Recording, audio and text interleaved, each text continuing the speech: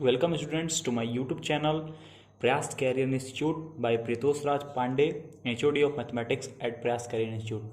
तो स्टूडेंट, जैसा कि सब लोगों को मालूम है कि अभी लॉकडाउन का समय चल रहा है, तो हम लोग भी अब ऑनलाइन अपना क्लासेस स्टार्ट करेंगे। तो आज मैं सबसे पहला मैथ्स क्लास 12 मैथ्स से स्टार्ट करूंगा। क्लास 12 का मैथ्स में मैं सबसे पहले मैट्रिक्स एंड डिटरमिनेंट चैप्टर से स्टार्ट करना चाहूँगा।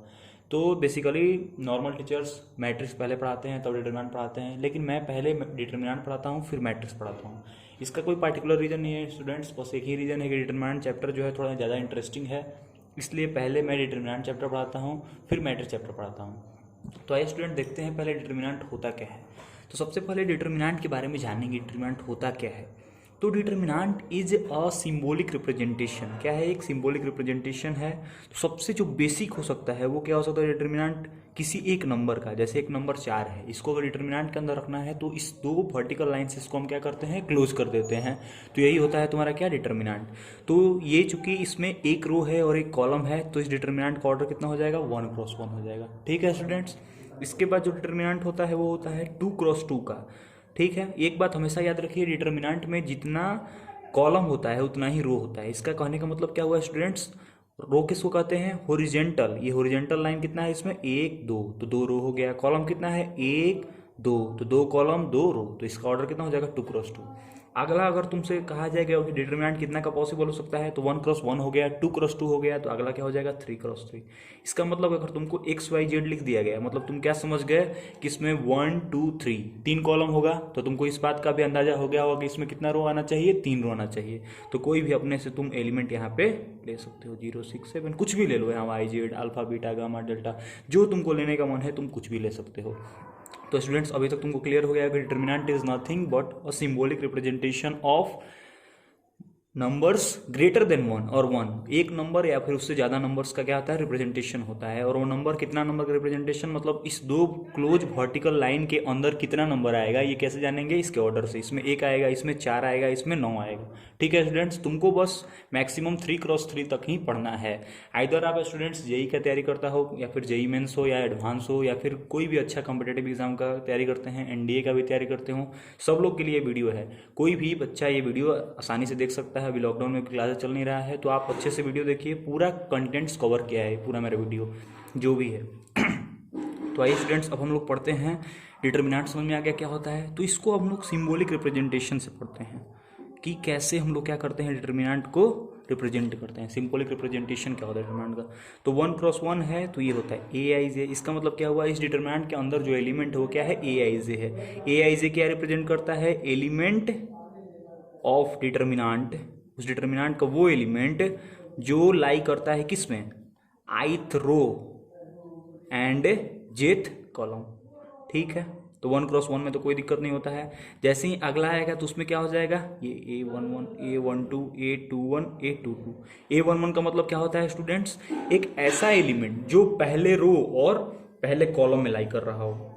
वैसे ही A22 का मतलब क्या हो जाएगा? ऐसा एलिमेंट जो सेकेंड रो और सेकेंड कॉलम लाई करता है। तो 3 ऑर्डर के डिटरमिनेंट के लिए सिंबॉलिक रिप्रेजेंटेशन क्या हो जाएगा students? A11 A12 A13 A21 A22 A23 A31 A32 A33। तो यहाँ पे इसमें कितने एलिमेंट्स हैं? 9 एलिमेंट्स हैं।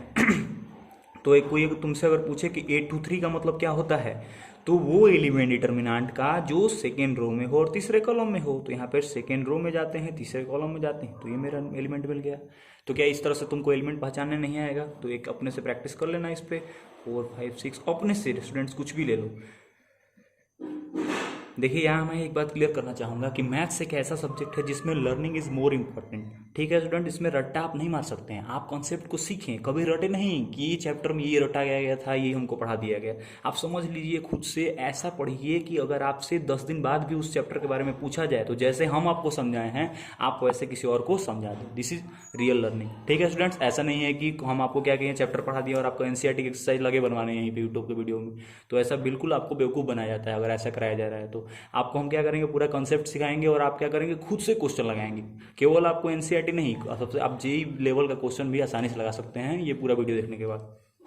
अब हम आते हैं वैल्यू ऑफ डिटरमिनेंट। तो अब तो डिटरमिनेंट समझ में आ गया। अब हम कैसे निकालेंगे डिटरमिनेंट का वैल्यू का? तो सबसे पहले स्टूडेंट्स 1x1 का तो 1x1 का डिटरमिनेंट का वैल्यू वही होता है, क्योंकि एक ही नंबर है तो इसका डिटरमिनेंट का वैल्यू भी वही होता है जो डिटरमिनेंट के अंदर होता है। जैसे 4 का वैल्यू निकालना है तो 4 ही हो जाएगा आंसर।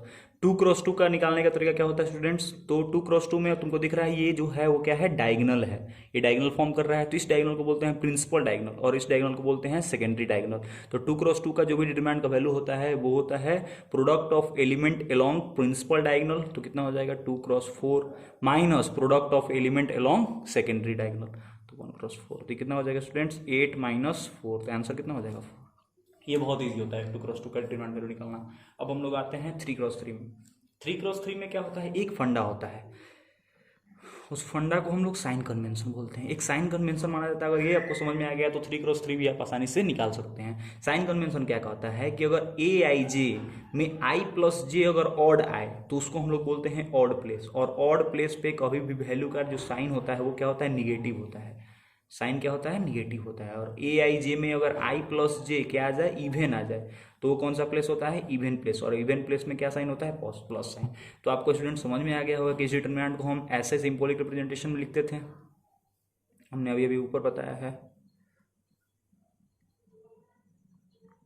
3 देखिए तो A12 आई जे यही है, 1 + 2 क्या है 3, ऑड है, इसका मतलब कि A12 प्लेस जो है क्या है, ऑड प्लेस है। तो कौन सा साइन से स्टार्ट होगा, निगेटिव साइन से। इसमें A12 क्या है, तो A12 देखना है तो फर्स्ट रो सेकंड कॉलम क्या हो जाएगा 2, तो 2 पे देखो निगेटिव साइन, ठीक है। अब इसका आंसर कैसे निकालते हैं, तो यहाँ देखो स्टूडेंट्स, इसका आंसर निकालने का तरीका क्या होता है, आप चाहे तो किसी भी रो या फिर किसी भी कॉलम के अलोंग एक्सपांड कर सकते हैं इस डिटरमिनेंट को, ठीक है। इसी को बोला जाता है एक्सपांशन ऑफ डिटरमिनेंट। इसको आप क्या करते हैं, एक्सपांशन ऑफ डिटरमिनेंट, इस डिटरमिनेंट को एक्सपांड कर रहे हैं, ठीक है, या फिर इसका वैल्यू निकाल रहे हैं। तो 1 के लॉन्ग स्टार्ट करते हैं, तो 1 लिख दिए। 1 क्यों 1 लिखे, -1 क्यों नहीं लिखे, क्योंकि ये कौन सा प्लेस था, A11 क्या है, इवन प्लेस है, इसलिए पॉजिटिव साइन के साथ खुलेगा 1। अब 1 जिस रो जिस कॉलम में लाई करता है उसको क्या कर दो, तुम हाइड कर दो, और जो बचा उसका डिटरमिनेंट वैल्यू निकालो, क्योंकि 2x2 का है तो इसको तो निकालना तुमको आता ही है। तो 5 × 4 20 -6 × 0 कितना हो जाएगा 0, तो 20 - 0 20। अब अगला एलिमेंट क्या हो जाएगा, माइनस के साथ, क्योंकि ये 1 2 प्लेस है 2, ये जिस रो जिस कॉलम में लाई करता है उसको भूल जाओ। ये कितना हो जाएगा 4 × 4 16 -12 हो जाएगा तुम्हारा 4। और फिर अगला एलिमेंट 3 जिस रो कॉलम में लाई करता है 4 × 0 0 -10 हो जाएगा तो -10। तो इसको सॉल्व कर लेना, आगे के स्टूडेंट्स खुद कर सकते हो। तो समझ में तुमको आ गया होगा। इस पे कम से कम तुम क्या करो, अपने से, कोई बुक का जरूरत नहीं है, तुम क्या करो 2 लाइन वर्टिकल एक्सपेंड करो, इसमें 3 एलिमेंट अपने से लेके वैल्यू निकालते रहो, देखते रहो जब तक इस पे पूरा कमांड ना हो जाए। इस पे 10 क्वेश्चन हम बताएं तो ये कोई तुमको फायदा नहीं होने चला। तुमको फंडा मालूम चल गया कैसे एक्सपांड करते हैं। तुम चाहो तो इस रो को नहीं, इस कॉलम को लेकर एक्सपांड करो तुम्हारा मन। बस याद रखना 3 एलिमेंट से ही एक्सपांड करना है, और जो एलिमेंट को तुम लिए हो वो जिस रो जिस कॉलम में लाई करेगा उसको तुम क्या करना, डिलीट करना। उसके अलावा जो भी एलिमेंट बचेगा डिटरमिनेंट, वही क्या हो जाएगा, उसका आंसर हो जाएगा, ठीक है स्टूडेंट्स। अब आते हैं हम लोग आगे, minor and cofactor. Next topic हमारा क्या है, माइनर एंड कोफैक्टर। देखो माइनर एंड कोफैक्टर क्या होता है। डिटरमिनेंट ये दिया हुआ है 2 4 5 6, ये कितने ऑर्डर डिटरमिनेंट है, 2x2, क्यों, क्योंकि 2 रो है और 2 कॉलम है। तो इसका हमको माइनर निकालना है। तो अगर हम तुमसे पूछे कि माइनर 1 1 का निकालो, 1 1 मतलब क्या होता है, माइनर उस एलिमेंट का निकालो। माइनर को रिप्रेजेंट करते हैं कैपिटल M से। IJ लिखने का मतलब क्या हुआ, minor of that element which lies in ith row and jth column. और को फैक्टर को डिनोट करते हैं CIJ या फिर capital AIJ। Capital AIJ NCERT में जनरली यूज करता है। ऐसे हम लोग कोई भी तुम्हारे एग्जाम में जनरली क्वेश्चन जो आता है वो C से, कैपिटल C से रिप्रेजेंट करते हैं को फैक्टर को, ठीक है स्टूडेंट्स।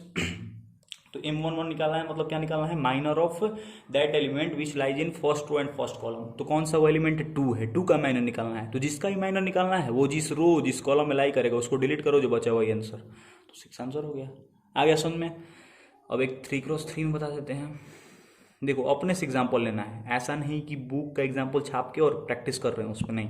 देखो M32 कहने का मतलब क्या हुआ, उस वो एलिमेंट जो तीसरा रो और दूसरा कॉलम, तो तीसरा रो दूसरा कॉलम यही है ना, तो 7। तो ये जिस रो जिस कॉलम में लाई कर रहा है उसको क्या करते हैं, डिलीट कर दिए, जो बचा उस डिटरमिनेंट का आंसर। तो 6 × 1 6 -12, तो आंसर कितना आ जाएगा -6, ठीक है।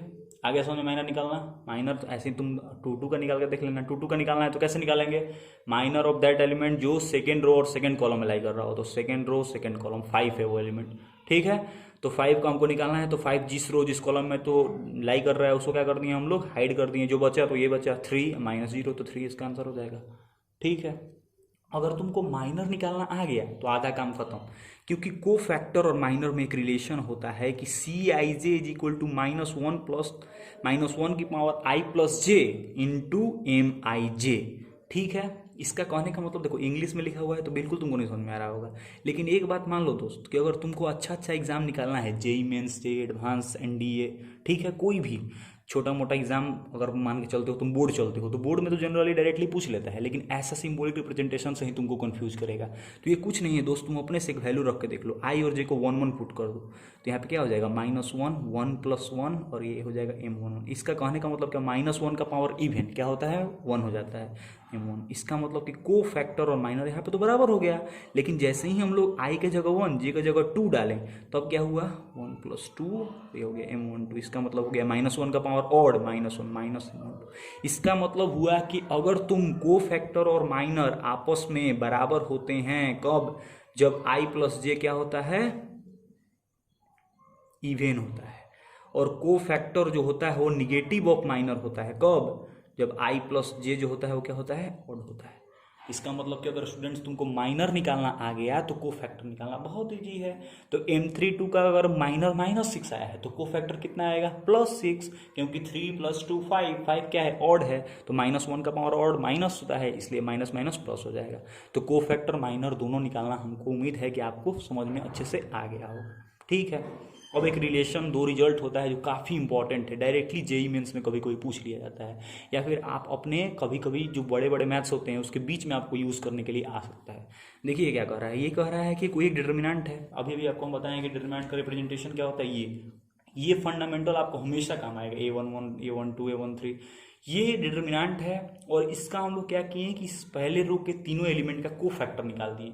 तो तीनों का को फैक्टर निकालेंगे तो क्या हो जाएगा, पहला एलिमेंट का को फैक्टर C11, दूसरा का C12, C13, तुम C से लिखो या फिर कैपिटल A से लिखो, ये निकाल दो। और इसमें क्या करो, उस एलिमेंट का मल्टीप्लाई करा को सबको क्या कर दो, जोड़ दो। ठीक है ना, वही बेसिक मल्टीप्लाई करा दो। ठीक है, जिस एलिमेंट का तुम को फैक्टर निकालो उसी से मल्टीप्लाई कराना है। ठीक है, और सबका सम कर दो, तो वो जो सम आता है वो डिटरमिनेंट वैल्यू का बराबर आता है। एक बहुत ही इंपॉर्टेंट रिजल्ट है, इसको आप खुद से डिराइव करके देख सकते हैं। ठीक है, कोई भी एक एग्जांपल ले लो, देखो हम एक एग्जांपल लिख देते हैं, तुम सॉल्व करके देख लेना। अगर डाउट हो तो आप कमेंट सेक्शन में जाएं और पूछें कि सर यहाँ पे हमको इतने मिनट पे समझ में नहीं आया, मैं उसका सॉल्यूशन तुरंत अपलोड कर दूंगा। ठीक है, या फिर PDF में तुमको टेस्ट कर दूंगा, तुम अपना नंबर दे देना। ठीक, अगला क्या है, देखो सेम ऐसा ही इसमें क्या कर रहा है कि अगर तुम A11 एलिमेंट लेते हो और को फैक्टर किसका निकालते हो, किसी दूसरे रो का निकालते हो या फिर दूसरे कॉलम का निकालते हो और उन दोनों का प्रोडक्ट का सम करते हो, तो वो जो आता है वो 0 आता है। ठीक है, इसका डायरेक्टली मतलब क्या हुआ कि अगर आप सेम एलिमेंट लिए और उसका को फैक्टर निकाले, दोनों का प्रोडक्ट किए, फिर इसका एलिमेंट ये है, इसका को फैक्टर, फिर दोनों का प्रोडक्ट किए, ये एलिमेंट इसका को फैक्टर, दोनों का प्रोडक्ट किए, तीनों को सम कर दिए तो डिटरमिनेंट वैल्यू के बराबर आ गया। लेकिन यही अगर इसका एलिमेंट और इसका को फैक्टर, इसका को फैक्टर, इसका एलिमेंट, इसका को फैक्टर, तीनों का सम करते हैं तब आंसर 0 आएगा। ठीक है स्टूडेंट्स, यहाँ तक उम्मीद है कि आपको बिल्कुल क्लियर हो गया। अभी तक हमने ज़्यादा कुछ नहीं पढ़ाया है। सबसे पहले बताया कि डिटरमिनेंट होता क्या है, डिटरमिनेंट के बाद मैंने बताया कि कैसे वैल्यू ऑफ डिटरमिनेंट निकालते हैं। ये सब बहुत ही बेसिक चीज़ है, और इतना अगर तुमको समझ में आ गया तो NCERT के 1-2 एक्सरसाइज ऐसे ही बन जाएगा। NCERT क्या है, कॉन्सेप्ट बिल्डर है। ठीक है, तो NCERT तो बस नाम के लिए ऐसे ही तुम बना लेना, नहीं बनाओगे तो कोई फर्क नहीं पड़ने वाला है। ठीक है स्टूडेंट्स, अब आते हैं आगे प्रॉपर्टीज ऑफ डिटरमिनेंट। ठीक है, तो अब हम नेक्स्ट टॉपिक क्या पढ़ेंगे, प्रॉपर्टीज ऑफ डिटरमिनेंट। तो सबसे पहला property, the value of determinant remains constant if rows and columns are interchange. कह रहा है कि एक डिटरमिनेंट दिया हुआ है A1 B1 C1, A2 B2 C2, A3 B3 C3। इसका वैल्यू मान लो तुम कैलकुलेट किए तो ये आया D या फिर डेल्टा आया। ठीक है, डिटरमिनेंट के वैल्यू को डेल्टा से रिप्रेजेंट किया जाता है। यहाँ पे हम पहले ही लिखे हुए हैं, इसलिए हम मान के चलते हैं कि तुमको मालूम होगा डेल्टा। ठीक है, तो अगर इसका वैल्यू डेल्टा आया और तुम क्या करा है, इसके बाद इंटरचेंजिंग करा दिए, इसका मतलब कि अभी A1 B1 C1 क्या था, फर्स्ट रो में था, तुम इस बार अब क्या कर दिए, इसको फर्स्ट कॉलम में कर दिए। A2 B2 C2 second row में था, इसको सेकंड कॉलम में कर दिए, इसको थर्ड कॉलम में कर दिए। तो डिटर्मिनेंट का जो वैल्यू होगा फिर भी डेल्टा ही रहता है, नहीं बदलता है। ठीक है, पहला प्रॉपर्टी। दूसरा प्रॉपर्टी क्या कहता है कि अगर किसी दो रो के बीच में तुम इंटरचेंजिंग कराए हो, केवल दो, देखो यहाँ पे क्या था, सारे रो और सारे कॉलम को इंटरचेंज कर रहे थे, यहाँ पे किसी दो को करा रहे हो, जैसे पहला दिया हुआ A1 A2 A3, B1 B2 B3, C1 C2 C3, तुमने क्या करा दिया, इन दोनों के बीच में इंटरचेंजिंग करा दिया। इसका मतलब कि ये वाला ऊपर चल गया, ये वाला इसकी जगह पे आ गया। तो अगर पहली बार में डिटरमिनेंट का वैल्यू डेल्टा आया है तो अगली बार में डिटरमिनेंट का वैल्यू माइनस डेल्टा आएगा। इसका मतलब अगर इसका आंसर 6 आया है तो इसका आंसर -6 आएगा। ठीक है, A1 A2 A3 सब क्या है, कोई भी नंबर है, कोई भी नंबर तुम अपने से लेके एग्जाम्पल समझ लेना। देखो एग्जाम्पल्स दे देते हैं, नहीं तो कहोगे कि सर एग्जाम्पल आपने नहीं बताया। ये सब बेसिक चीज़ है। इसका कुछ वैल्यू आएगा, मान के चलो x वैल्यू आया, तो अगर तुम 1 2 3 ये सेम, ये एक पहला सेम रखें, इन दोनों को इंटरचेंज करा दिए, ऊपर रख दो 7 8 9 4 5 6, तो इसका जो आंसर आएगा -x आएगा। खुद से चेक कर लेना स्टूडेंट्स। मान लो इसका कुछ आया, x आया, तो इसका -x आएगा। ये प्रॉपर्टी है। ठीक है, देखो प्रॉपर्टी कभी भी रटते नहीं है, प्रॉपर्टी डायरेक्ट अप्लाई करने हुए तुमको खुद समझ में आ जाएगा। इसके लिए एनसीईआरटी में बहुत फंडामेंटल क्वेश्चन दिया हुआ है, तुम लगा लो, या फिर प्रीवियस जेईई मेंस से क्वेश्चन निकालो 2004 का, 2005, 2006, 2008, AI ट्रिपल करके आता है, उस समय यही सब क्वेश्चन पूछता था। ठीक है, आगे, इफ एनी टू रोज और column are identical then value of determinant is 0। ये तो बहुत इजी प्रॉपर्टी है। कह रहा है कि किसी भी डिटरमिनेंट का अगर दो रो या फिर दो कॉलम आइडेंटिकल, जैसे देखो इसका R1 और R3 दोनों क्या है, आइडेंटिकल। आइडेंटिकल बोले तो जो एलिमेंट इसमें है A1 A2 A3 वही एलिमेंट इसमें भी है A1 A2 A3, तो इसका वैल्यू क्या हो जाएगा, 0 हो जाएगा। ठीक है, इसी का एक स्पेशल केस है कि अगर डिटरमिनेंट का कोई भी रो या फिर कोई भी कॉलम का तीनों एलिमेंट क्या हो जाए, 0 हो जाए। देखो इसमें तीनों क्या है, 0 है, तो तुमको साफ समझ में आ रहा होगा कि इसका अगर हम वैल्यू निकालने जाएंगे तो देखो 0 के अलोंग एक्सपेंड करेंगे तो 0 से कुछ भी मल्टीप्लाई होगा 0, फिर 0 के अलोंग तो 0, फिर 0 0 नेट 0, तो इसलिए 0 आएगा। ठीक है, अब एक इम्पॉर्टेंट चीज़ है जो तुमको ध्यान रखना होगा कि मान लो कि एक डिटरमिनेंट है जिसका पहला एलिमेंट है A1 A2 A3, दूसरा है B1 B2 B3, तीसरा है C1 C2 C3। अब हमने क्या किया कि R1 एलिमेंट के, R1 रो के सारे एलिमेंट को क्या कर दिया, K से मल्टीप्लाई करा दिया।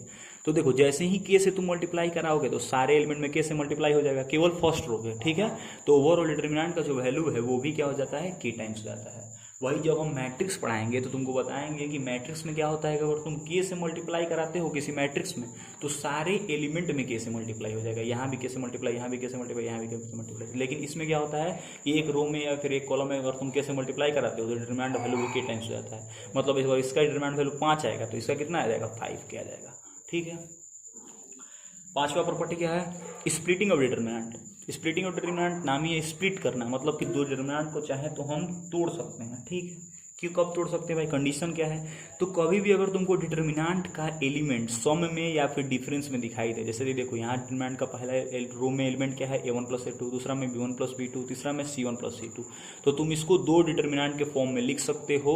बस ये याद रखना कि जो रो में सम या डिफरेंस दिया हुआ है उसी में स्प्लिटिंग करेंगे, बाकी सबको कांस्टेंट रखेंगे। तो पहला डिटरमिनेंट A1 से बना दो, तो A1 B1 C1, इसका A1 लिए हैं तो इसका भी पहला एलिमेंट लेंगे, इसका भी पहला एलिमेंट लेंगे, और अल्फा बीटा गामा तो सेम रहेगा, XYZ सेम रहेगा। दूसरा में क्या करेंगे, A2 B2 C2 लेंगे, अल्फा बीटा गामा तो सेम रहेगा, XYZ तो सेम रहेगा।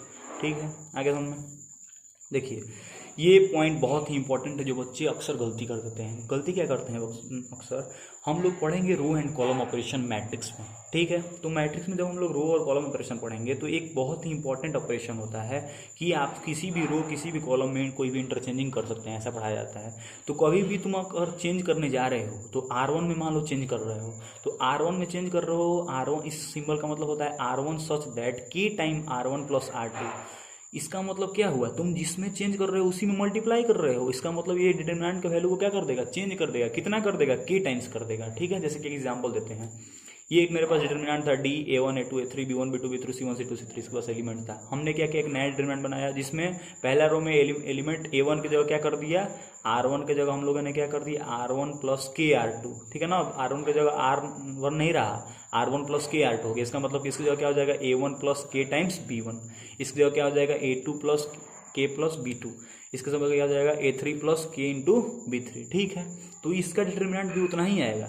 लेकिन जैसे ही अगर तुम इसी में K से मल्टीप्लाई करा के इसमें ऐड किए हो तो अब तो डिटरमिनेंट का वैल्यू K टाइम्स चेंज हो जाएगा। यही चीज़ हमने आपको किस में बताया था, 4th में बताया था। इसको इंपॉर्टेंट नोट लिखवा दिया इसलिए ताकि आपको हमेशा ध्यान में रहे। स्टूडेंट्स एक बात मैं कहना चाहूँगा कि जिनका अभी जेईई का एग्ज़ाम बाकी है वो भी इस वीडियो को देख सकते हैं, काफ़ी बेनिफिशियल है और मेरा बात को 100% आप श्योरिटी समझ लीजिए कि इससे ज़्यादा कुछ होता ही नहीं है। जो चैप्टर मैं पढ़ाऊंगा, जैसे मैं भी डिटरमिनेंट पढ़ा रहा हूँ, तो जितना पढ़ा दूंगा आप समझ के चलिए जेईई एडवांस तक आपका कवर हो रहा है पूरा सिलेबस, ठीक है। बीच में कहीं भी कोई भी आप एग्जाम का तैयारी करते हो, एक भी चीज़ उससे बाहर नहीं आता है। अब आपको क्या करना होगा, इसी चीज़ को आपको 2-3 बार वीडियो देखिए, बढ़िया से कंसेप्ट समझिए, लर्न कीजिए, रटिएगा मत, ठीक है। और उसके बाद जो बुक आपके पास अवेलेबल है उससे क्वेश्चन बताइए, ठीक है ना। कोई एक बुक मैं स्पेसिफिक नाम नहीं लेना चाहूँगा, जो बुक आपको अच्छा लगता हो, जिसमें आपको लगता हो कि हाँ ये टफ क्वेश्चन है, ये बना लेंगे तो मेरा जेईई हो जाएगा, तो आप उसको बनाइए। कोई भी स्टैंडर्ड बुक अच्छा सा बुक आप उठा सकते हैं, जीती वानी का बुक उठा सकते हैं, या फिर अरिहंत का कोई भी अच्छा पब्लिकेशन का बुक ले सकते हैं, या फिर कोई भी कोचिंग का सीट उठा के आप बना सकते हैं। कहीं नहीं फंसिएगा स्टूडेंट्स, ठीक है। अब हम लोग आते हैं कुछ इंपॉर्टेंट डिटर्मिनेंट है जिसको आपको डायरेक्टली याद करना होगा। याद करना होगा मतलब कहो कोई, आप तो अभी बोले थे कि रटना नहीं है, फिर रटना सिखा रहे हैं, लेकिन रटना नहीं है, लेकिन आपको ऐसा होना चाहिए कि आप अगर उसको देख लिए तो उसका जो भी आंसर आता है, जो भी प्रोडक्ट आता है, वो आपको याद रहना चाहिए। क्योंकि जेईई मेंस में ऐसा डायरेक्टली क्वेश्चन आता है, फैक्टर थ्योरम अभी हम बताएंगे कुछ देर के बाद, उसमें डायरेक्टली आंसर आप 2 मिनट के अंदर उस डिटरमिनेंट का आंसर बता दीजिए, अगर आपको इस तरह का फॉर्म याद रहेगा तो बहुत बच्चों को क्या होता है कि एनसीईआरटी बनाने में ही पूरा साल निकल जाता है, तो वो सब बच्चे क्या ये सब समझेंगे, ठीक है। तो आप लोग देखो, बच्चा कोई ऐसा नहीं होता है कि उसको समझ नहीं आता है, मेन होता है मेंटर का रोल, कि मेंटर उसको किस तरह से गाइड कर रहा है। मेंटर उसको इस तरह से गाइड करते हैं लोग, बहुत टीचर ऐसे हैं जो उसको समझाते हैं कि एनसीईआरटी ही बाबू सब कुछ है, तो नहीं, एनसीईआरटी से आगे बढ़ो, एनसीईआरटी से आगे ही दुनिया है, एनसीईआरटी तक दुनिया सीमित नहीं है, ठीक है। तो इसलिए आपको क्या करना होगा, अच्छे तरीके से मैथ को लर्न करना होगा, कंसेप्ट सीखिए और अपने से बनाइए, ठीक है ना। आपको टीचर भी वही पढ़ाता है जो बुक में दिया जाता है, ठीक है। ऐसा नहीं है कि टीचर खुद से नया नया मैथ रोज प्रोड्यूस करता है, पढ़ा देता है, नहीं, ये आपका मिसकंसेप्शन होता है कि सर से ही पढ़ेंगे तो सब समझ में आएगा, ऐसा नहीं है। स्टूडेंट सेल्फ स्टडी करो, सबसे बेस्ट तरीका है, और कोई एक बढ़िया टीचर को चूज करो, ठीक है। चलिए आते हैं फर्स्ट डिटरमिनेंट कौन सा है। तो फर्स्ट डिटरमिनेंट अगर कभी भी आपको ऐसा दिखे 1 1 1 x y z x square y square z, आपको क्रोनोलॉजी समझ में आ रहा होगा। यहाँ पे एक्स वाई जेड है और यहाँ पे उसका स्क्वायर है, तो इसका डायरेक्टली रिजल्ट क्या होता है, x minus Y, Y minus Z, Z minus. इसका मतलब इस डिटरमिनेंट को हम 3 लीनियर फैक्टर में क्या कर दिए, प्रोड्यूस कर दिए। ये देखो, ये उल्टा भी दिख सकता है आपको, फर्स्ट रो में 1 1 1, सेकेंड रो में एक्स वाई जेड, फिर भी आंसर यही आएगा, ठीक है। ये बताएंगे कैसे आता है, देखो यहीं पे बता देते हैं। तुमको 2 तरीका है इसको सॉल्व करने का। एक तो तुम डायरेक्टली इसको क्या कर दोगे, एक्सपैंड कर दो, इसके लॉन्ग एक्सपैंड कर दो, इसके लॉन्ग तो आंसर आ जाएगा डायरेक्टली। दूसरा तरीका क्या है, इसको थोड़ा सा इजी बना लो, और देखो कैसे। पहला रो में से दूसरा रो हटा दो तो क्या बचेगा स्टूडेंट्स, यहाँ पे बचेगा 0, यहाँ बचेगा एक्स माइनस वाई, यहाँ बचेगा x square minus y square. दूसरा रो में से तीसरा रो हटा दो तो कितना बचेगा, 0 वाई माइनस जेड, ये हो जाएगा y square minus z square, और ये तो सेम टू सेम रहेगा, ठीक है। अब देखो ये क्या है, एक्स माइनस वाई, ये है x square minus y square, तो अब क्या करो तुम 0 एक्स माइनस वाई, और यहाँ से एक्स माइनस वाई और एक्स प्लस वाई दोनों लिख दो, ठीक है। 0 वाई माइनस जेड, वैसे ही यहाँ पे क्या लिखोगे, y plus z into y minus z, लिखोगे कि नहीं लिखोगे, ठीक है। तो देखो, तो यहाँ भी एक्स माइनस वाई, यहाँ भी एक्स माइनस वाई दोनों में से क्या कर लो, कॉमन निकाल लो। वैसे ही यहाँ से वाई माइनस जेड कॉमन निकालोगे, और जो बचा उसको सॉल्व कर लेना, तो क्या बचेगा, जेड माइनस एक्स, ठीक है। बहुत ईजी है, खुद से करना, ठीक है ना। ऐसा नहीं कि सर नहीं करके दिखाएं और हम तो दुख मान गए, ऐसा नहीं है, आप खुद से कीजिए, नहीं अगर होता है तब हमको बताइए, ठीक है। इसका बहुत तरीका है, एक सबसे मतलब जनरल तरीका है, आपको हम बताएं हैं कि कैसे ये आता है, ठीक है ना। अभी बताएंगे इसका बहुत लॉलीपॉप तरीका, आप देखिएगा, बता दीजिएगा क्या होगा। सेकेंड कुछ ऐसा आपको दिखेगा, पहला में 1 1, दूसरा में लीनियर, फिर क्यूबिक, तो उसका रिजल्ट क्या होता है, x minus Y, Y minus Z, z में इतना तक तो पहले भी आया था, लेकिन एक और चीज़ आ जाएगा x plus y plus z. इसका मतलब इसमें कितना लीनियर फैक्टर है, 4 लीनियर फैक्टर है। तीसरा क्या होगा स्टूडेंट्स, पहले आपको लीनियर आएगा, फिर उसका स्क्वायर आएगा, और फिर देखो क्या होगा, इसमें एक्स स्क्वायर आ गया, तो क्या बचा है, एक्स वाई जेड में वाई जेड, तो यहाँ पे वाई जेड होगा, वाई वाई स्क्वायर, तो वाई एक्स वाई जेड में क्या बच गया, एक्स जेड, तो x z, z z square x y, ठीक है ना। ये सब मतलब तुमको पैटर्न याद करने का तरीका है, ऐसा नहीं है कि ये मतलब ऐसे ही सोच के बनाया गया था डिटरमिनेंट, ऐसा नहीं है, ठीक है ना। याद करने के लिए बस बता रहे हैं। तो इसका क्या होता है result, X minus Y, Y minus Z, Z minus X, X Y plus Y Z plus Z X. इन दोनों को आप अपने से प्रूव कर सकते हैं, देखिए कैसे। इसमें भी हम क्या करेंगे, पहला रो में से दूसरे रो को हटा देंगे, तो यहाँ पे क्या बचेगा, 0, यहाँ बचेगा एक्स माइनस वाई, यहाँ बचेगा x cube minus y cube. वैसे यहाँ पे भी 0, यहाँ पे क्या बचेगा, वाई माइनस जेड, यहाँ पे बचेगा y cube minus z cube, ये 1 जेड जेड क्यू, ठीक है स्टूडेंट्स। अब देखो ये क्या है, A Q minus B Q, बस इसको तोड़ दो, A minus B, A square plus B square plus A B, X minus Y इसमें से कॉमन निकाल लो, वाई माइनस जेड इसमें से कॉमन निकालो, जो बचा उसको सॉल्व कर दो, ये आ जाएगा तुम्हारा रिजल्ट, ठीक है। ऐसे ही इसको आप ट्राई कीजिएगा, ये भी सेम टू सेम उसी कंसेप्ट पर बनेगा, ठीक है। इसमें भी इसको घटा दीजिएगा तो एक्स माइनस वाई हो जाएगा, ये हो जाएगा x square minus y square. ये दोनों में से जेड कॉमन निकालोगे, एक्स माइनस वाई तुमको साफ साफ दिख रहा है, पहला रो से क्या निकलेगा एक्स माइनस वाई, वैसे ही दूसरा रो से क्या निकलेगा वाई माइनस जेड, फिर वैसे ही कुछ करोगे तो जेड माइनस एक्स निकलेगा, और जो बचेगा उसको सॉल्व कर लेना। लास्ट में अगर नहीं तुमको कुछ हो रहा है तो एक डिटर्मिनेंट तुम सॉल्व कर सकते हो, ठीक है। वैसे प्रयास करना कि प्रॉपर्टी लगा के ही हम सॉल्व कर लें, ठीक है ना, सॉल्व एक्सपेंड नहीं करना पड़े, क्योंकि तुमको डायरेक्टली क्वेश्चन बोर्ड में आएगा कि without expanding find the value of determinant, या फिर एनसीईआरटी में तुमको दिया रहेगा। तो इसमें हम क्या करते हैं, जो भी प्रॉपर्टी पढ़े हो उसी के यूज करना होता है। खुद से एनसीईआरटी बनाओ, एक भी क्वेश्चन नहीं फंसोगे, किसी से नहीं पूछना पड़ेगा, खुद से बना लो। केवल अच्छे से तुम वीडियो देखो कि क्या सर समझाएं, और जो कुछ भी हम समझा रहे हैं उसको कॉपी पे वीडियो को स्लो करके रोक के क्या करो, देखो और लिखते रहो। चलिए स्टूडेंट्स आगे देखते हैं।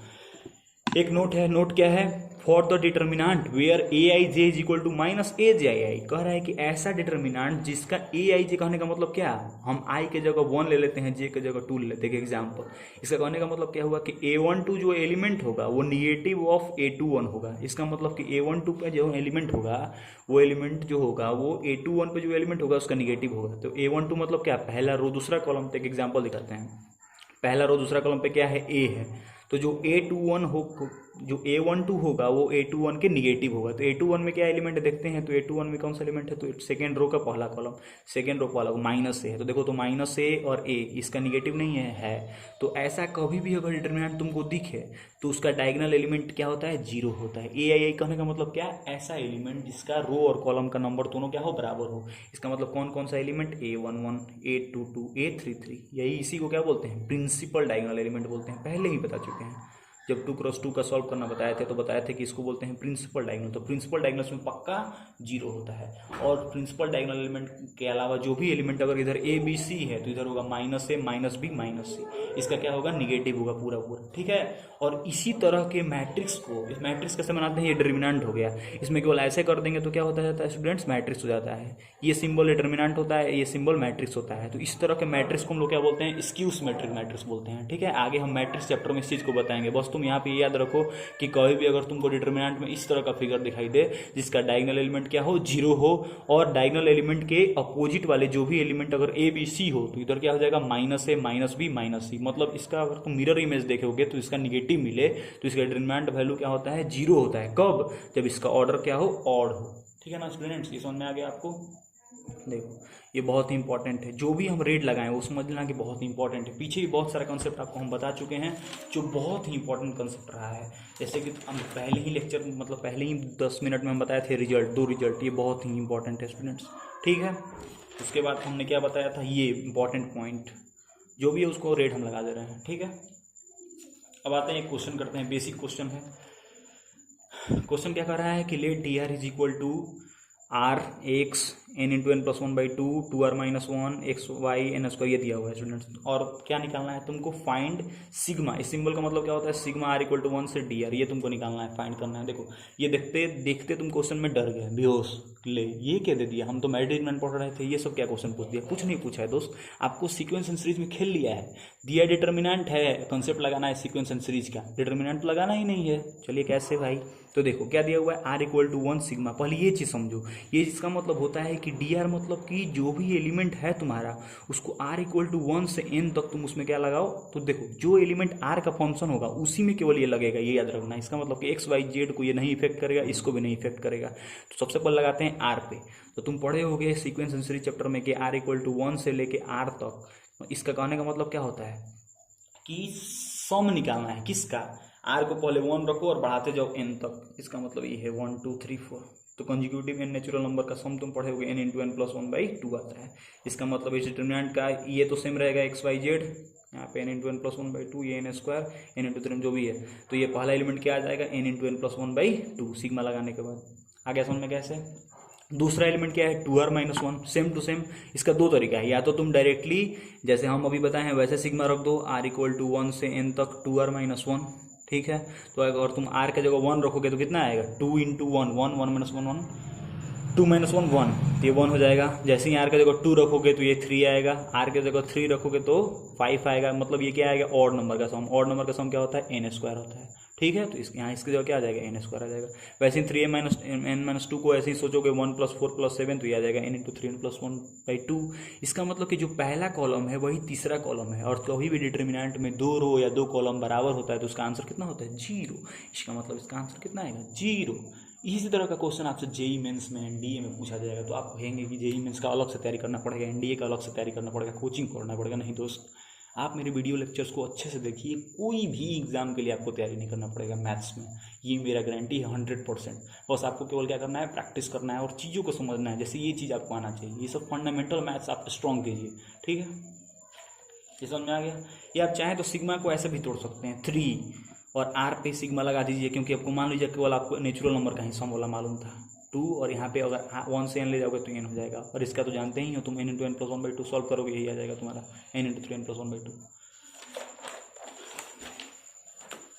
नेक्स्ट स्टूडेंट्स एक बेसिक क्वेश्चन है, देखो क्या क्वेश्चन है कि तुमको प्रूफ करना है कि 1 1 1 ABC a² - BC b² - AC c² - AB इसका वैल्यू जो होगा 0 होगा। तुमको लॉजिक दिख रहा होगा कि देखो यहाँ a² लिखा हुआ है तो यहाँ BC लिखा हुआ है, यहाँ b² लिखा हुआ है, AC लिखा हुआ है।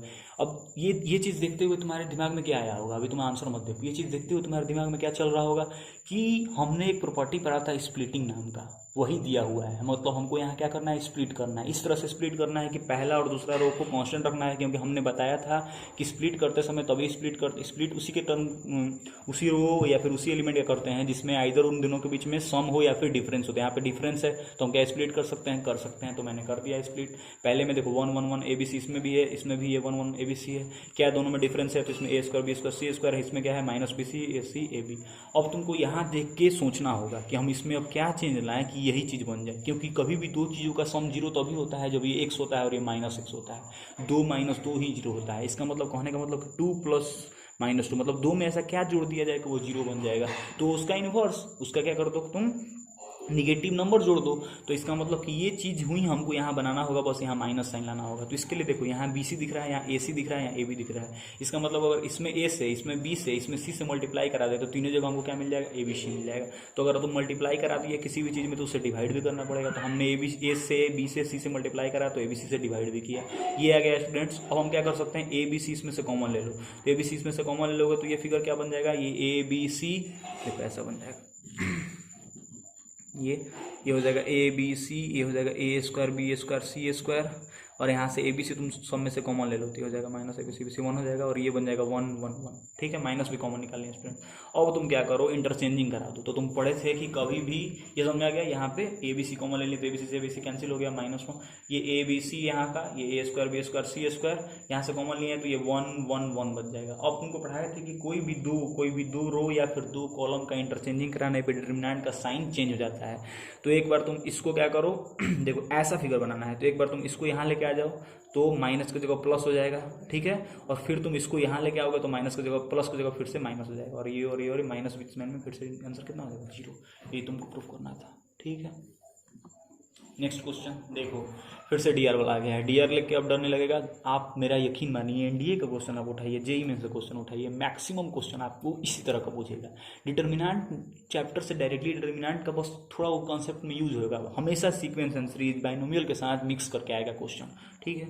देखो यहाँ पे let D r is equal to, पहला एलिमेंट क्या दिया हुआ है 2r - 1, फिर NCR1, फिर 1।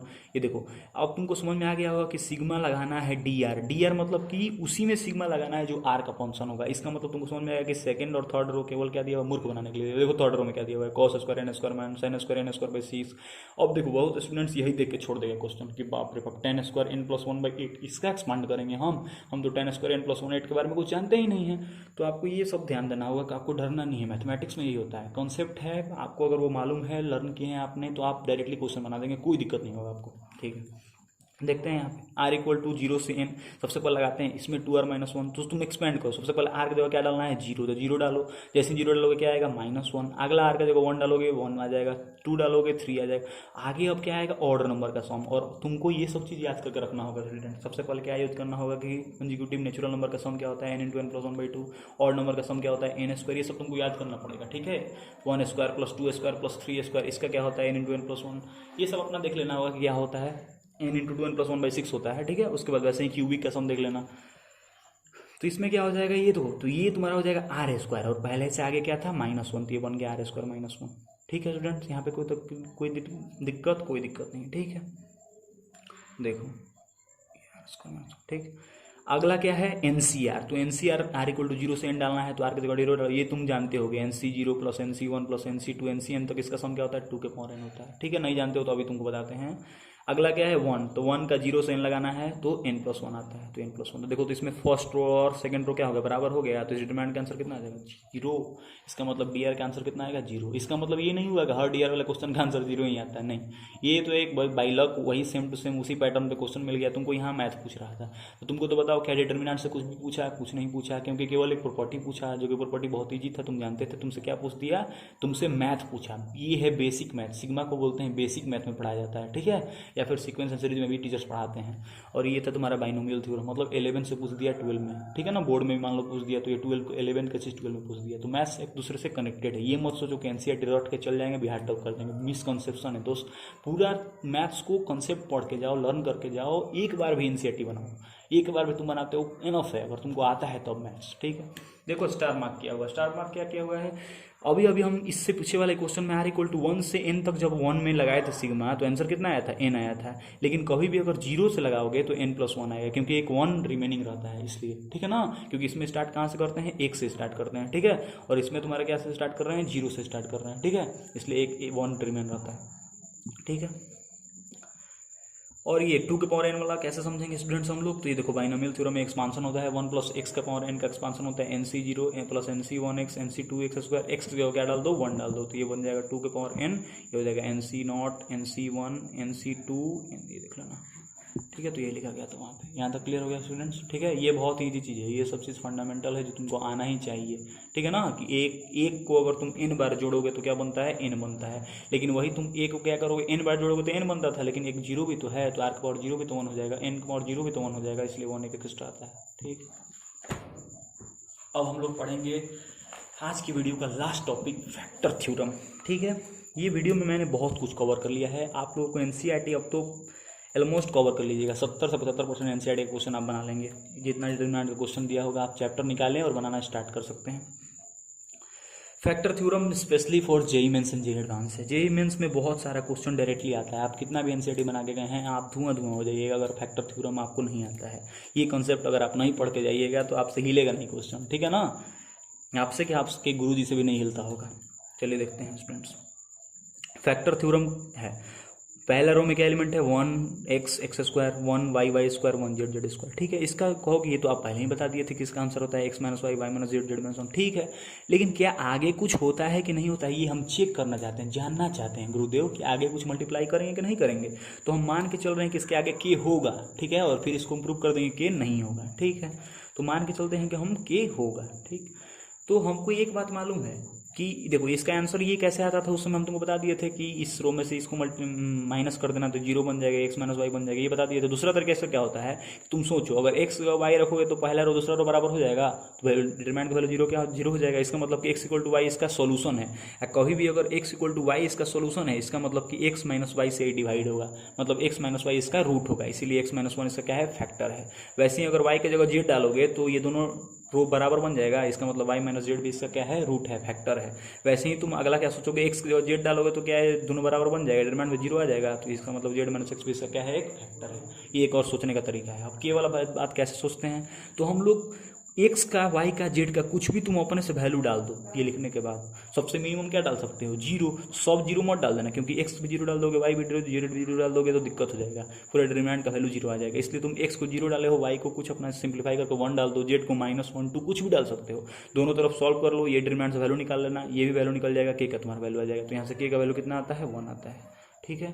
तो ये चीज़ क्यों बताया गया, तो इस तरह के क्वेश्चन में जैसे देखो ये दिया हुआ है x square x x plus 5 4 2 7 9 3 8, अब तुम क्या करोगे लोगों के सॉल्व करने हैं, तो एक्स स्क्वायर इसके लोग को लें आ गया, यहाँ पर कहीं की और क्यूबिक आ गया, 4 पावर आ गया तो हालत खराब हो जाएगा तुमको। लेकिन तुम्हारा ऑप्शन जो रहेगा वो लीनियर फैक्टर में रहेगा, तो लीनियर फैक्टर में क्या के का वैल्यू क्या होगा ये तुमको डाउट होगा। तो देखो कैसे समझेंगे इसको, तो पहले ये कैसे लिखनी है फैक्टर, तो पहले देखो इस पर देखो एक्स स्क्वायर -4 ये x -2 ये भी x -2, इसका मतलब तुमको साफ साफ समझ में आ गया कि x -2 इसका फैक्टर होगा, क्योंकि इन दोनों को अगर सब्ट्रैक्ट करेंगे तो ये क्या हो जाएगा x स्क्वायर -4, इसको लिख सकते हैं x + 2 इंटू x -2, ये भी है x -2 ये भी है x -2, तो पहले रो से क्या कॉमन निकाल लेंगे x -2, ठीक है। तो यहाँ पे क्या बच जाएगा x+2, यहाँ बच जाएगा 1, यहाँ भी बच जाएगा 1। वैसे ही ये तो सेम टू सेम रहेगा, इसको इससे सब्ट्रैक्ट कर दो तो वैसे ही यहाँ पे हो जाएगा x+3 बच जाएगा, यहाँ बच जाएगा 1, यहाँ भी 1, x-3 इसमें से कॉमन निकलेगा, ये और ये कॉमन निकल गया, ये फैक्टर है। इसका मतलब जो भी रिमेनिंग पार्ट है वही क्या देगा, k का वैल्यू देगा। तो तुम फिर से क्या करो, इसके फॉर्म में तो लिख लिए, अब अपने से x का कुछ वैल्यू रख दो। तो x कुछ भी रख लो, x की जगह तुमको मन है तो 0 रख लो, 0 रख कर देख लो k का वैल्यू आ जाएगा। बस x की जगह 2 और 3 मत रखना, क्योंकि 2 और 3 तो इसका रूट है, उस पर 0 बनता है, इसलिए 2 और 3 नहीं रख सकते हैं। तो ये क्वेश्चन भी तुम कर सकते हो फैक्टर थ्योरम से। अगला क्वेश्चन क्या है, x y x+y 1 y z y+, ठीक है। इसमें हम लोग देखो कैसे जानेंगे कि x - z x - y इसका फैक्टर होगा। देख लो x की जगह यहाँ पे अगर हम लोग क्या रखना, z रख दें, देखो y z ये भी बन गया, x z रख दें y + z, देखो मतलब ये दोनों रो बराबर हो गया है, मतलब ये इसका सोल्यूशन है, तो x - z इसका रूट होगा। वैसे ही मान लो तुम x की जगह y रख देते हो इसमें, तो देखो ये दोनों क्या हो गया तुम्हारा बराबर बन गया, इसका मतलब x - y भी इसका रूट है। अब बचा क्या, k आगे कुछ फैक्टर से मल्टीप्लाई होगा कि नहीं होगा, जिसको कैसे चेक करते हैं, x y z की जगह कुछ भी अपने से वैल्यू आर्बिट्री वैल्यू रख लो, केवल उसमें क्या रखना, तुम ऐसा वैल्यू मत रख देना कि x - z का डिफरेंस 0 आ जाए, ये याद रखना। तो x की जगह 1 रख दिए, y की जगह 2 रख दिए, z की जगह 3 रख दिए, तो k की वैल्यू कितना आता है, 1 आता है। इसका मतलब यही इसका आंसर होगा, ठीक है। तो ये दिया रहेगा तुमको, ये ऑप्शन में रहेगा। ऐसा क्वेश्चन जेईई मेंस में बहुत बार आ चुका है, ठीक है ना, 2014 2013 सबका क्वेश्चन देखना आया ही आया है, ठीक है। एक क्वेश्चन करते हैं इसी फैक्टर थ्योरम बेस्ड, डायरेक्टली देख के तुम बना सकते हो, नहीं तो ये क्वेश्चन हवा में नहीं लगेगा अगर तुमको फैक्टर थ्योरम का आइडिया नहीं होगा तब। दिया हुआ है कि इफ लैम्डा + 3 लैम्डा, लैम्डा के टर्म में कुछ दिया हुआ है और इसका वैल्यू किसके बराबर है, p लैम्डा के power 4 + q lambda cube + r lambda square + s lambda + t be an identity in lambda. Identity मतलब कि क्या है, सारे वैल्यू के लिए तुम्हारा क्या है, ट्रू है। Identity in question they are 2 different term, p q r s t are constant and find. सबसे पहले तुमको क्या निकालना है, t का वैल्यू निकालना है। देखो तो अब इतना चीज़ तुम सोचोगे कि यार लैम्डा को सॉल्व करेंगे, फिर दोनों को इक्वेट करा के वैल्यू निकालेंगे तो हालत खराब हो जाएगा, इधर लैम्डा का 4 बनाएंगे, बहुत टाइम भी लगेगा, ठीक है। तुमको यहाँ अपना फैक्टर थ्योरम का थोड़ा सा दिमाग लगाना है। दिमाग क्या लगाना है, देखो तो टी कब यहाँ बचेगा, जब लैम्डा का वैल्यू क्या हम रखेंगे तो यहाँ केवल टी बचेगा, तो लैम्डा का वैल्यू क्या रख दो, 0 रख दो। तो ये पी का वाला टर्म खत्म, क्यू वाला खत्म, आर वाला खत्म, एस वाला खत्म। तो लैम्डा की जगह 0 रख लो, तो 0 रखोगे तो इधर क्या बच जाएगा, देखो इसमें 0 बच जाएगा, -1 ये 3 1 0 -4 -2 4 0।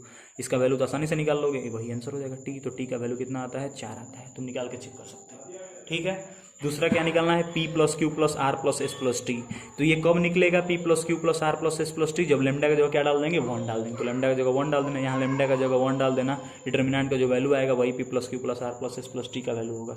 p + r + t निकालना है, ठीक है। इसको निकालने से पहले ये क्वेश्चन करो, p - q + r - s। देखो इसका मतलब कि देखो इवन प्लेस पे पॉजिटिव साइन है, ऑड प्लेस पे माइनस साइन है, इसका मतलब पक्का लैम्डा का जगह क्या हमको डालना होगा, -1 डालना होगा। लैम्डा का जगह -1 डालो, ये तुम्हारा आंसर आ जाएगा। जब ये दोनों निकल जाएगा तो ये दोनों को जोड़ दो, ये दोनों को जोड़ोगे तो देखो q से q कैंसिल हो जाएगा, s से s कैंसिल हो जाएगा, तो क्या बचेगा 2 टाइम्स p + r + t।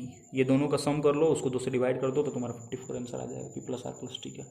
अगला क्या निकालना है, 16p + 8q + 4r +, देखो इसका मतलब कि p की जगह 16p और कोफिशिएंट में क्या लिखना है, 16। इसका मतलब लैम्डा के पावर 4 कितना है, 16। तो लैम्डा की जगह क्या रख सकते हैं, 2 रख सकते हैं। अब यहाँ पे ऑप्शन था कि -2 भी रख सकते थे, तो -2 इसलिए नहीं रखेंगे क्योंकि ऑड प्लेस पे निगेटिव साइन नहीं दिया हुआ है। ऑड प्लेस पे अगर निगेटिव साइन दिया रहता तो -2 भी रख सकते थे, इसलिए लैम्डा का जगह 2 रखो, तो ये तुम्हारा आंसर कितना आ जाएगा, 432 आ जाएगा। तो फैक्टर थ्योरम से हमको आइडिया मिलता है कि किस तरह से विदाउट सॉल्विंग हम लोग वैल्यू पुट करके भी आंसर तक पहुंच सकते हैं। ये यकीन मानो इस तरह का क्वेश्चन एनडीए हुआ, जेईई मेंस हुआ, रिपीट होते रहता है हर साल। कभी भी जेईई मेंस तुमको डायरेक्टली डिटर्मिनेंट सॉल्व करने के लिए नहीं देगा, लेकिन ये बात याद रखो, डिटर्मिनेंट की प्रॉपर्टी से ही क्वेश्चन पूछेगा, बस तुमको थोड़ा सा अपना दिमाग लगाना होगा। तो तुम दिमाग तभी लगाओगे जब क्लास में जो तुमको पढ़ाया होगा टीचर, वो दिमाग वाला कंसेप्ट तुमको पढ़ाया होगा, तुमको अच्छे से समझाया होगा कब कहाँ कंसेप्ट यूज़ करते हैं। ऐसा नहीं कि लाएं और कॉन्सेप्ट रटवा दिए पूरा कि देखो बाबू ये डिटर्मिनेंट होता है, ये ऐसे सॉल्व करते नहीं बाबू। एक एक स्टेप पे तुमको सोचना होगा कि हो क्या रहा है मैथ्स में, ठीक है। इसलिए मैथ्स रटो नहीं, मैथ्स को लर्न करो, बस मेरा यही रिक्वेस्ट है तुम लोगों से। और हो सके तो जितना ज़्यादा तुम हमारे वीडियो को देखो, सब्सक्राइब करो, सब्सक्राइब भी कर सकते हो, लाइक भी कर सकते हो अगर तुमको रियली में अच्छा लगा है तब, और शेयर करते रहो स्टूडेंट, ताकि तुम्हारे जैसे जो भी स्टूडेंट जेईई की तैयारी करते हैं या फिर बोर्ड की तैयारी करते हैं वो क्या करें, देख सके regular. Thank you students, that's all from my side to the first lecture of determinant. इसके बाद मैं क्या करूँगा, सेकंड लेक्चर में पूरा डिटर्मिनेंट कवर करने की कोशिश करूँगा। मेरे डिटर्मिनेंट चैप्टर खत्म होगा, डिटर्मिनेंट में मैं इतना ही पढ़ाता हूँ। उसके बाद अभी सेकंड लेक्चर में और भी बहुत कुछ बाकी है स्टूडेंट्स, ठीक है स्टूडेंट। थैंक यू, मिलते हैं सेकंड स्टूडेंट्स में। Thank you for visiting my channel, thank you for